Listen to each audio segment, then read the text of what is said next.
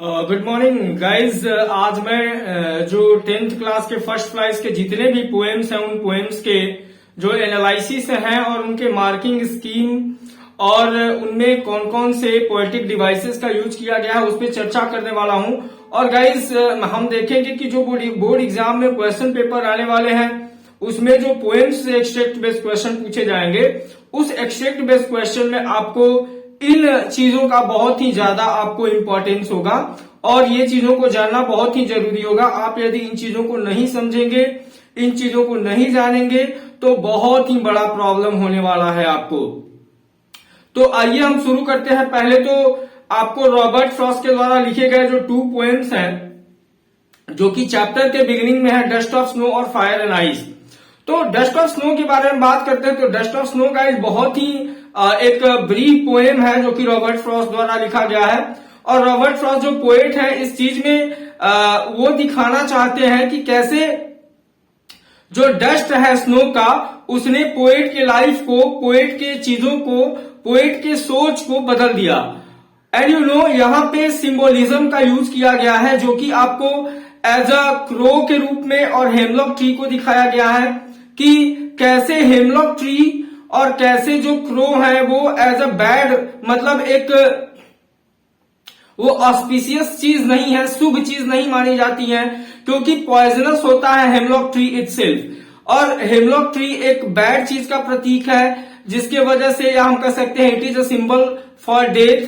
और वैसे ही क्रो भी सिंबल ऑफ क्या है, बैडनेस है। तो वहां पे लेकिन गाइस हम देख सकते हैं कि कैसे after sitting under the hemlock tree जब उनका मूड एकदम खराब होता है, जब उनका मूड वो अपने टाइम को यूटिलाइज नहीं कर पाते हैं, जब वो सैड होते हैं, जब वो अपसेट होते हैं, but when he was passing in the way और जब वो हेमलॉक ट्री के नीचे आके बैठ जाते हैं तो कैसे जो उनका मूड होता है वो बिल्कुल चेंज हो जाता है गाइस। और उनके ऊपर क्या गिरता है तो एक जो क्रो बैठा होता है ब्रांच के ऊपर, उसके द्वारा वो ट्री के ब्रांच को सेक किया जाता है और ब्रांच सेकिंग के बाद उनके ऊपर जो डस्ट है स्नो का वो गिरता है और पोएट का मूड बिल्कुल सैड से हैप्पी हो जाता है।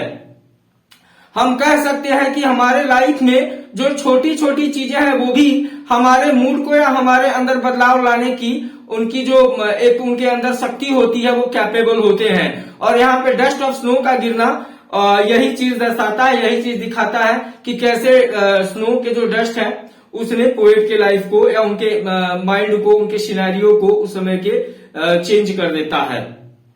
गाइस इसमें जो राइम स्कीम है वो A B A B C D C D use किया गया है, A B A B C D C D rhyme scheme use किया गया है और सिंबोलिज्म यूज किया गया है।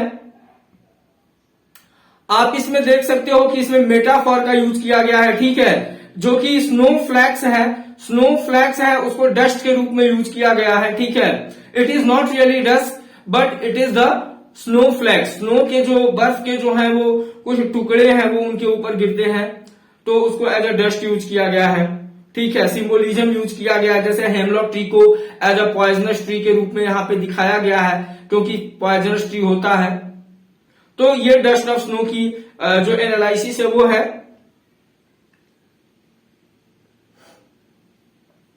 अब हम फायर ऑफ आइस की एनालिसिस करते हैं गाइस कि फायर एंड आइस में जो पोएट है वो क्या कहना चाह रहे हैं और वो क्या बताना चाहते हैं। फायर एंड आइस भी गाइस चैप्टर 1 का सेकेंड पोएम है जो कि रॉबर्ट फ्रॉस्ट के द्वारा ही लिखा गया है। और फायर एंड आइस में जैसे वो दोनों एलिमेंट है फायर और आइस उसको अपने तरीके से बताए हैं कि कैसे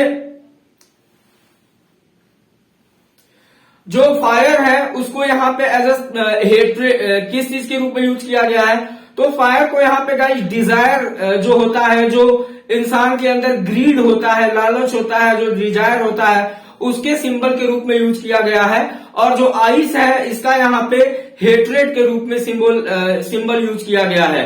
मतलब जो है आपको फायर है this is symbolising you what you call that, जो आपको ग्रीड है, आपको जो आपके अंदर जो डिजायर है, जो एम्बिशन है। और वैसे ही यहाँ पे जो आइस है वो हेट्रेड का प्रतीक है। तो रॉबर्ट फ्रॉस्ट ने यहाँ पे बिल्कुल एक अच्छे तरीके से यहाँ पे बताया है कि कैसे ये फायर और आइस है वो दोनों इंसान के जिंदगी में इस वर्ल्ड में बदलाव कर सकते हैं और इनके पास दोनों के पास एबिलिटी है, ये सक्षम है कि कैसे दुनिया को बर्बाद कर सकते हैं। जहां एक तरफ फायर है जो कि हमारे हेट्रेड, जो कि हमारे अंदर के ग्रीड को, हमारे अंदर के विश को, हमारे अंदर के एम्बिशन को दिखाता है कि कैसे इंसान अपने ग्रीड में, अपने एम्बिशन में, अपने लोभ में, अपने इच्छा के वजह से, उनकी जो इच्छाएं हैं वो क्या है, इनफाइनाइट इच्छाएं हैं, अनंत इच्छाएं हैं और इन इच्छाओं की वजह से एक दिन दुनिया समाप्त हो जाने वाली है। और वहीं Robert Frost on the other hand दूसरी तरह आइस को भी सपोर्ट कर रहे हैं कि आइस जो कि हेट्रेड का सिंबल है, उसके वजह से जो इंडिफरेंस का सिंबल है वो भी एक समय क्या करेगा, इस दुनिया को खत्म करने में, इसको डिस्ट्रॉय करने में ये भी एबल है। तो ऐसे करके यहाँ पे दोनों जो एलिमेंट्स है वो दुनिया को फिनिश करने में सक्षम है, दुनिया को खत्म करने में सक्षम है। इसमें गाइस जो राइम स्कीम है वो एबीसी और बीसीबी है। एबीए, एबीसी, बीसीबी, ये राइम स्कीम में ये लिखा गया है, ठीक है। सो गाइस हम बता देते हैं कि इसमें जो है वो एलिट्रेशन का जो यूज है वो थोड़ा सा किया गया है, जो पहले 2 लाइन्स में यूज किए गए हैं इस पोएम में। उसके बाद इंजैबमेंट का यूज किया गया है, ठीक है।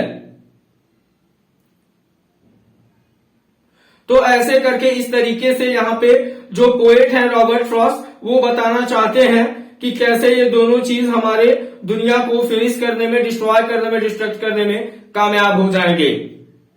अब टाइगर इन द जू में हम बात कर सकते हैं कि टाइगर इन द जू जो पोएम है वो लेजली नॉरिस के द्वारा लिखा गया है और कैसे जो लेजली नॉरिस है उन्होंने यहाँ पे कंट्रास्ट किया है। कंट्रास्ट है जो टाइगर एक जू में ला करके रखा जाता है और वही टाइगर जब वो अपने नेचुरल हैबिटेट में यानी जंगल में रहता है, तो जब वो जंगल में रहता है तो वो बिल्कुल एक सिंबल होता है फियर का, लोग उसको देख करके डरते हैं। लेकिन उसके फ्रीडम को कैप्चर करना, उसके लिबर्टी को कैप्चर करना और जू में ला करके उसको कैद करना, ये बहुत अपने आप में शर्मनाक बात है इंसानों के लिए। और यहाँ पे लेजली नॉरिस इसी चीज को कंट्रास्ट करके दिखाई गई है और ये मैसेज कन्वे करना चाहती हैं हमारे साथ, वो ये मैसेज शेयर करना चाहती है कि this is very bad, this is very what you call that negative temperament of the human beings that we are catching the tigers and bringing them to zoo। उनको ला करके यहाँ पे शेल में बंद कर देना, जू में बंद कर देना, मतलब हम कहीं ना कहीं उनकी फ्रीडम के साथ खिलवाड़ कर रहे हैं। जबकि उनका जो नेचुरल हैबिटेट है वो जू नहीं बल्कि वो जंगल है, फॉरेस्ट है, वो उनका नेचुरल हैबिटेट है और वहां पे वो बिल्कुल स्वतंत्र फील करते हैं। लेकिन जब वो जंगल से जू में आ जाते हैं तब उनकी स्वतंत्रता खत्म हो जाती है और हम कहीं ना कहीं उनके फीलिंग्स के साथ, इमोशंस के साथ और उनके फ्रीडम के साथ बहुत ही ज्यादा खेलते हैं। तो दैट्स ऑल, यहाँ पे इस पोएम में यही चीज लिखा गया है। उसके बाद यदि हम बात कर लें कि कैसे इसमें जो है a tiger in the zoo में किस तरीके से कंट्रास्ट किया गया है चीजों को और कैसे ये जो लेजली नॉरिस है यहाँ पे बताई है कि कैसे जो है इमेजनरी जो चीज है उस चीजों को बहुत ही ज्यादा यहाँ पे फोकस किया गया है। टाइगर्स जो है वो जू में आने के बाद बिल्कुल ही अपने आप को रेस्ट नहीं महसूस करते हैं, वो रेस्टलेस होते हैं, उनको बहुत ही ज्यादा बेचैनी होती है और वो मतलब हम कह सकते हैं कि उनको सुकून नहीं मिलता है, उनको पीस नहीं मिलता है, वो हमेशा ही मतलब प्रॉब्लम में होते हैं, बहुत ही सैड मूड में होते हैं। गाइस अब हम बात करते हैं जो नेक्स्ट पोएम है, how to tell the wild animals. How to tell the wild animals जो कैरोलिन वेल्स के द्वारा रिटन है और कैरोलिन वेल्स जो है उसमें एक ह्यूमरस पोएम के तरीके से लिखा गया है जिसमें थोड़ा सा हंसी इस बात पे आती है कि आप किसी चीज को, कोई भी डेंजरस एनिमल को जो कि वाइल्ड एनिमल्स हैं, उनको पहचानेंगे तब जब आपकी मौत नजदीक आ जाएगी, मतलब जब वो आपके ऊपर अटैक करेंगे तब जाकर के आप उनको पहचानेंगे। तो ये अपने आप में एक हास्यास्पद है कि पहचाना जाए पहले ताकि उनसे बचा जाए, लेकिन you can't identify them before your meeting with them. आप उनको उसी समय पहचानेंगे जब आपकी मुलाकात उनसे होगी और आपको लग रहा होगा कि वो आपके ऊपर अटैक कर दिया और आप कहीं ना कहीं अब मरने वाले हो, तो उसी समय आपको पता चलेगा कि वो बहुत ही कौन सा एनिमल है। यहाँ पे जिस तरीके से गाइस बात किया गया है, मैं आपको बता दूं कि how to tell the wild animals, इसमें कैसे मतलब कि जो लेपर्ड है या लॉयन है या टाइगर है वो आपके ऊपर अटैक करेंगे और तब जाकर के आपको आइडेंटिफाई करने का मौका मिलेगा कि वो कौन सा एनिमल है। और कहीं ना कहीं जो idea of identifying while dying makes you laugh, ठीक है, ये जो आइडिया बताया गया है कि आप सिर्फ आइडेंटिफाई उस समय कर सकते हैं जब आप मतलब कहीं ना कहीं मरने वाले हों, उस समय आपको पता चलेगा कि आप मतलब आइडेंटिफाई कर पाओगे। और तो ये इस तरीके का एक हास्यास्पद चीज बनाया गया है कि भला उसका क्या काम है कि मरते समय आपको पता चले, आप आइडेंटिफाई करो कि ये कौन सा एनिमल है। गाइस बहुत सारे यहाँ पे वाइल्ड एनिमल्स की बात करी गई है, जो कि एशियन लायन है, रॉयल बंगाल टाइगर है, ठीक है, लेपर्ड की बात करी गई है, उसके बाद बियर की बात करी गई है, ठीक है, उसके बाद यहाँ पे और भी बहुत सारी चीजों की बात, जैसे हाइना हो गया, ठीक है, क्रोकोडाइल हो गया, तो इन चीजों की भी बात करी गई है यहाँ पे। और ये जब आपको अपना शिकार बनाएंगे, आपको अपना विक्टिम बनाएंगे, तब जाकर के आपको पता चलेगा कि आपको ये पता चलेगा कौन से वाइल्ड एनिमल हैं। तो इस तरीके का यहाँ पे जो एनालिसिस हम इस पोएम का कर सकते हैं कहीं ना कहीं। अब आगे बढ़ते हैं दूसरे पोएम पे। गाइस अब हम डिस्कस करते हैं द बॉल पोएम के बारे में। द बॉल पोएम जो कि जॉन बेरीमैन के द्वारा लिखा गया है, और जॉन बेरीमैन साहब ने इस पोएम में एक गजब ही तरह का सिनेरियो क्रिएट किया है। और वो सिनेरियो क्या है कि मैं आपको बता दूं कि जो द बॉल पोएम है वो हाईली मेटाफोरिकल पोएम है, और इसमें मैं बता दूं कि कहीं ना कुछ जो बॉल है, या बॉल मतलब this can be any object, ये कोई भी चीज हो सकता है, सिर्फ बॉल ही की बात नहीं करी गई है, क्योंकि चूंकि एक बच्चा है जो कि बॉल से खेल रहा है, लेकिन बॉल के जगह पे किसी भी चीज का लॉस हो सकता है, और लॉस इक्वल टू क्या होता है, सफरिंग होता है। जब किसी भी चीज की लॉस होती है तो जो ह्यूमन बीइंग का सफरिंग होता है वो शुरू हो जाता है, ह्यूमन बीइंग सैड हो जाता है, अपसेट हो जाता है, और उसकी सफरिंग शुरू हो जाती है। कहीं ना कहीं जिस प्लेस का यहाँ पे सिलेक्शन किया गया है वो नियर टू हार्बर है, तो हार्बर के नजदीक जो है वो बच्चा अपना बॉल खेल रहा होता है, और बॉल कहाँ चला जाता है, पानी में चला जाता है, लेकिन वो बॉल को ले नहीं पाता है, ठीक है। अब बच्चे को ये कहना कि चलो कोई बात नहीं है, अब तुम्हें दूसरा बॉल मिल जाएगा, वो उसके लिए वैल्यूएबल नहीं है। There is no matter that will provide you the another new ball, क्योंकि जो अटैचमेंट उसके साथ जुड़ा हुआ है, जो लगाव उस बॉल के साथ है, वो दूसरे बॉल के साथ नहीं होने वाला है। और कहीं ना कहीं इस पोएम के थ्रू जो जॉन बेरीमैन है वो ये दिखाना चाहते हैं कि आपको अपने आने वाले लाइफ में पूरी जिंदगी कहीं ना कहीं लॉस होती रहेगी, और आपको इस चीज को आदत में डालनी होगी। You should be habitual for that, you have to make your habit to it. आपको आप बनाना है, इसको हैबिट बनाना है। इसके लिए आपको ज्यादा सफरिंग्स नहीं करने हैं, ज्यादा सोचना नहीं है, या तो ये चीज यहाँ पे बताया गया है। और जो एपिस्टेमोलॉजी ऑफ लॉस करके जो एक फ्रेज दिया गया है, उस चीज को गेट करना, उस चीज को समझना, अंडरस्टैंड करना, इस पोएम के थ्रू जो पोएट है वो बताना चाहते हैं। Now we discuss the poem Amanda.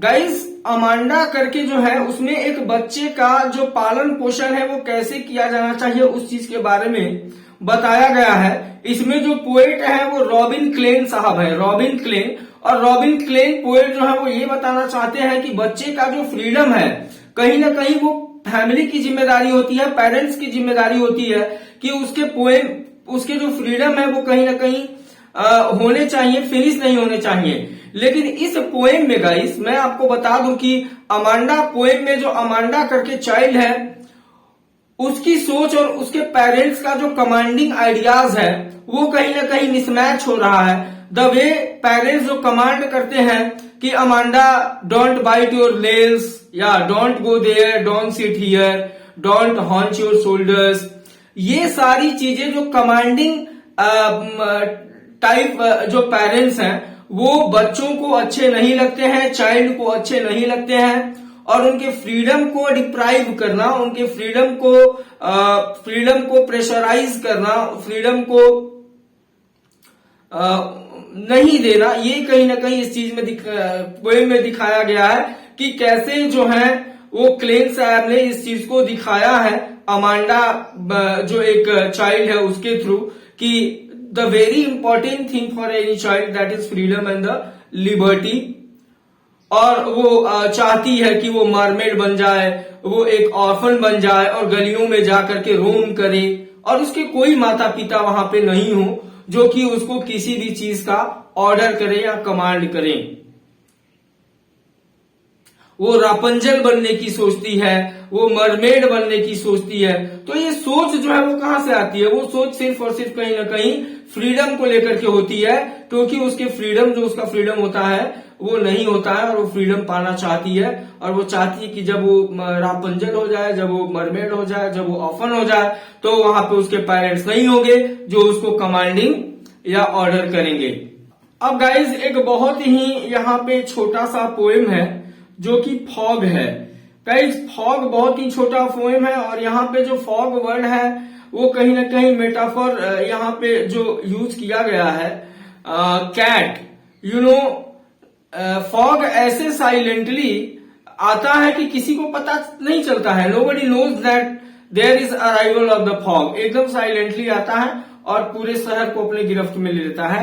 जैसे कि एक बिल्ली द कैट जो होती है वो दबे पांव आती है, साइलेंटली आती है और किसी को पता नहीं चलता है। तो कहीं ना कहीं जो मूवमेंट ऑफ द कैट है और the arrival of the fog है या इंटर ऑफ द फॉग है, उस चीज को कंपेयर किया गया है इस पोएम में। अब गाइस नेक्स्ट पोएम हम डिस्कस करने जा रहे हैं। इसके एनालिसिस को समझना बहुत ही जरूरी है, इसका एनालाइज करना। आपको जो द ट्रीज है, द ट्रीज पोएम है और it is written by Adrienne Rich. इसको लिखे हैं एड्रियाने रीच हैं जो कि एक फेमिनिस्ट है और फीमेल को सपोर्ट करती हैं कहीं ना कहीं। और मैं बता दूं कि जो द ट्रीज जो है वो वुमेन के लिए यहाँ पे यूज किया गया है, वुमेन के लिए। और स्पेशली मैं आपको बता दूं कि जो ट्रीज है वो वुमेन है और ये ट्रीज का जो मूवमेंट है, चीजें हैं, वो सब क्या किसका मूवमेंट है? वो वुमेन का मूवमेंट है। तो इस तरीके से इस पोएम में गाइज मैं बता दूं कि आपको जिस तरीके से पर्सनिफिकेशन का यूज किया गया है, क्योंकि सन बरी इट्स फिट्स, सन बरी इट्स फिट्स, तो सन के फिट तो होते नहीं है लेकिन फिर भी लिखा गया है। तो यहाँ पर पर्सनिफिकेशन का यूज किया गया है, सिमिली का यूज किया गया है, लाइक न्यूली डिस्चार्ज पेशेंट, तो एज लाइक का यूज किया गया है, सिमिली हो गया। मेटाफोर का यूज किया गया है, मेटाफोर वर्ड ही है द ट्रीज के लिए, जो द ट्रीज जो कि वुमेन के लिए यूज किया गया है। तो इस तरीके से जो कि यहाँ पे एनालाइज कर सकते हैं कि कैसे जो लेडीज हैं, जो महिलाएं हैं, वो अब अपने आप को बाहर निकालना चाहती हैं और वो अब रेडी हैं अपने प्राइमरी पर्पज को पाने के लिए और वो मैनकाइंड में अपने आप को मिलाने के लिए। तो यहाँ पे बहुत बड़ा एक संदेश देना चाह रही हैं एड्रियाने रीच कि कैसे जो वुमेन हैं they are trying to join the mankind, they are trying to finish the pressure of males. ठीक है, कहीं ना कहीं मेल का जो डोमिनेट करना और मेल को